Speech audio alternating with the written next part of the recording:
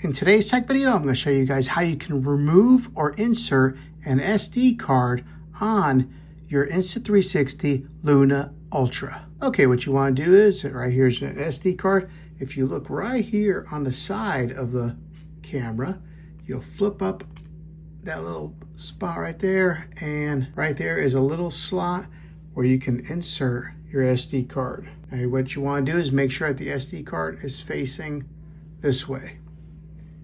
And then you can put it in there. You almost got to use your fingernail, and then you got to kind of push in on it right here. So take it and it'll kind of click in there. Just like so. And then it's on, and then you can close the door. Now to take it out, you'll do pretty much the same thing. You're going to take your fingernail pretty much and kind of push in on it, and then it pops out like that. And then you can pull it out. That's how you insert and remove an SD card on your Insta360 Luna Ultra.